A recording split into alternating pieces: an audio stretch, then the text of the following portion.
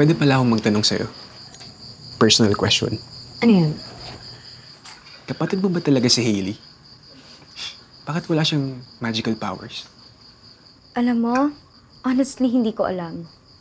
Nung mamatay kasi si Mudrakhels, kaming dalawa na lang ni Hailey ang natira para sa isa't isa. As far as I know, wala naman kaming kamag-anak eh. So, wala rin akong mapagtanungan kung bakit walang powers si Hailey. Alam mo, kahit wala siyang powers, kahit sobrang baba ng self-esteem niya, tanggap ko siya. Mahal ko pa rin siya. Hailey? Hailey! Sandali. Hailey, palagyan naman ng yelo. Hindi na kasi malamig eh. O, sige. Pero, what if may pangarap pala si Hailey? Bukod sa pagiging assistant niya lang sa clinic mo, what if may talent pala talaga siya? I doubt na iiwan ako ni Hailey. Mahina ang loob ng kapatid ko na yan. At the same time, kung meron siyang powers, talent, galing, edi sana matagal niya nang nailabas, di ba? Alam mo ba kung bakit hindi ko iniiwan si Hailey kahit na napakarami ko ng chances? Kasi hindi niya kayang mag-isa. She can't live without me. Hailey, bakit ang tagal? Hailey, ano ba yan? Bakit nakatayo ka lang dyan? Sabi ko lagyan mo yan ng yelo. Ano? Sinusubukan mo na naman?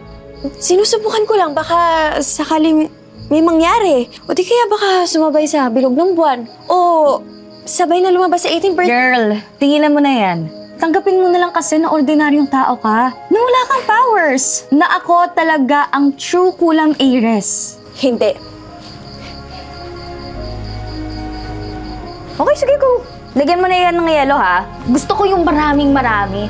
Yung sobrang lamig, ha? Ush. Ay, grabe ang tagal. Feeling ko abutin tayo ng ilang taon. Hindi ako hanggang dito lang. I know, meron pang something out there for me. Okay, sige. Go.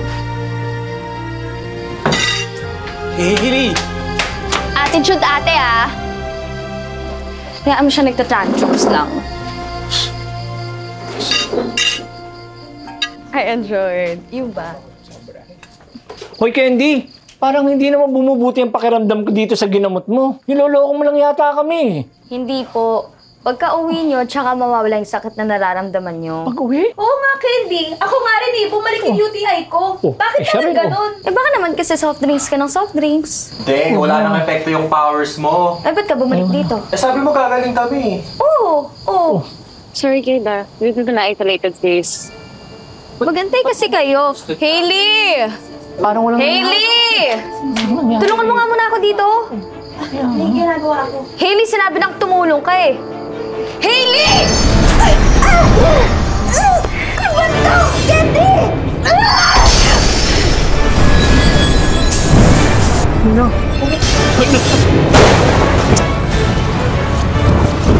Hailey, anong ginawa mo?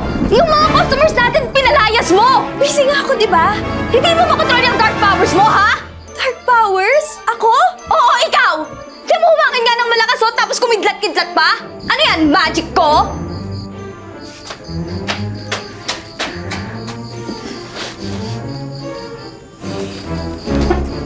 Well.